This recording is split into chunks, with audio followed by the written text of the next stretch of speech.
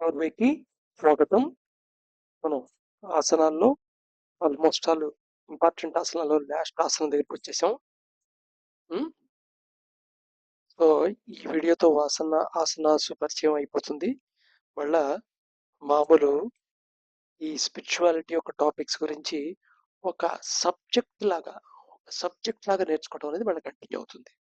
అయితే దీని తర్వాత అవేర్నెస్ ఎక్సర్సైజెస్ వస్తాయి అండ్ ఇగ్నోరెన్స్ రిమూవింగ్ చేసే ఎక్సర్సైజ్ గురించి కూడా వస్తుంది.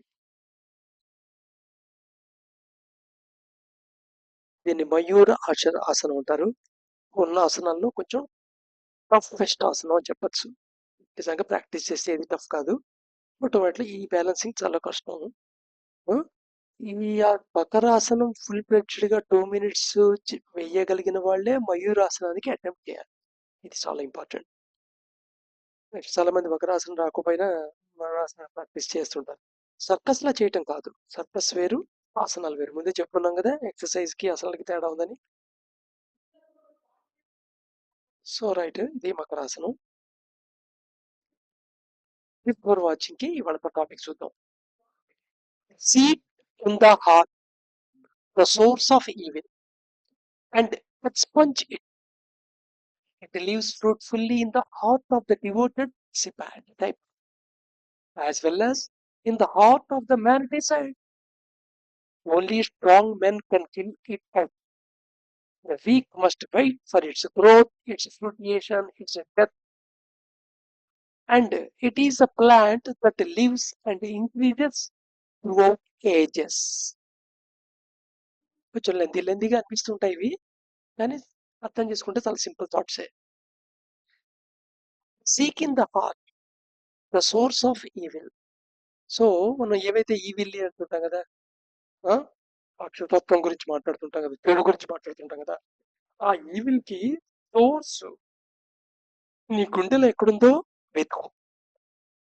అండ్ ఎక్స్పోంజింగ్ అంటే తొలగించటం, తొలగించటం. మనం కలుపు మొక్కల్ని గార్డెనింగ్ చేస్తున్నప్పుడు వేళ్లతో సహా తొలగిస్తాం కదా. చిన్న వేరు మొక్క కూడా కింద భూమిలో ఉండిపోకూడదు, ఉంటే మళ్ళీ చిగురించి వచ్చేస్తుందేమో అని. అలాగా ఎక్స్పోంజింగ్ అంటే అలాగా కంప్లీట్ రూట్ అవుట్ చేయడం. అయితే ఈ సోర్స్ ఆఫ్ ఈవిల్ ఉందే, ఇది ఇద్దరి హార్ట్స్ లోనూ ఉంటుంది. ఇట్ లివ్స్ ఫ్రూట్ఫుల్లీ, చాలా ఫలవంతంగా ఉంటుంది. ఎవరెవరి హార్ట్ లో? In the heart of the devoted disciple. ఎవరైతే డిసైపుల్ గా ఉన్నారో, శిష్యుడుగా ఉన్నారో, పూర్తి భక్తి భావంతో ఉన్నారో వాళ్ళ గుండెల్లోనూ ఉంటుంది. As well in the heart of the man of desire. So ఎవరైతే కేవలం కోరికల వెంట పరిగెత్తు ఉంటారో, కోరికలకే బానిస అయి ఉంటారో వాళ్ళ గుండెలోనూ ఉంటుంది. ఈ సోర్స్ ఆఫ్ ఈవిల్ అనేది కేవలం ఈ కోరిక వాళ్ళలో ఉంటుంది, భక్తుల్లో ఉండదు అనుకోద్దు, ఇద్దరిలోనూ ఉంటుంది. అయితే only strong can kill it out. ఎవరు ఎక్స్ప్లోన్ చేసి దాన్ని కిల్ ఎవరు చేయగలుగుతారు? ఎవరైతే స్ట్రాంగ్ ఉన్న వాళ్ళు వాళ్ళే చేయగలుగుతారు. The weak must wait. ఎవరైతే వీక్ గా ఉన్నారో వాళ్ళు వెయిట్ చేయాలి, అలాగా ఎదురు చూస్తూ ఉండాలి. దేనికోసమని? ఫర్ ఇట్స్ గ్రోత్, దాని ఎదుగుదలకి, ఇట్స్ ఫ్రూటియేషన్, దాని నుండి ఫలం రావడానికి, ఇట్స్ డెత్, తనకు తానుగా చచ్చిపోవడానికి. And it is the plant that lives and increases throughout ages. దీనికి ఏజెస్ అనేం లేదు, ఎప్పుడైనా ఉంది. ఇది గతంలో ఉంది, కొన్ని వేల లక్షల ఏళ్ల క్రితం ఉంది, కొన్ని వందల లక్షల ఏళ్ల తర్వాత కూడా ఉంటుంది. అలాగే చిన్నప్పటి నుండి పోయేదాకా మధ్యలో ఏ ఏజ్ తో సంబంధం లేకుండా ఎవరికైనా ఉంటుంది లోపల. దానికి సోర్స్ ఏదైతే ఉందో ఆ ఈవిల్ సోర్స్ హార్ట్ లోనే ఉంటుంది. అది కూడా గమ్మత్తుగా. దాన్ని, ఆ సోర్స్ ని ముందు సీక్ చేయాలి, దాన్ని ఎక్స్పోజ్ చేయాలి. అలా చేయగలిగేవాడు స్ట్రాంగ్ అనమాట. అయితే వాళ్ళు ఈవిల్ ఉంది, వీళ్ళ ఈవిల్ మీద అనుకోవద్దు. ఈవిల్ సేఫ్లో ఉంటుంది, అలాగే డిసైడ్ మ్యాన్ లో ఉంటుంది.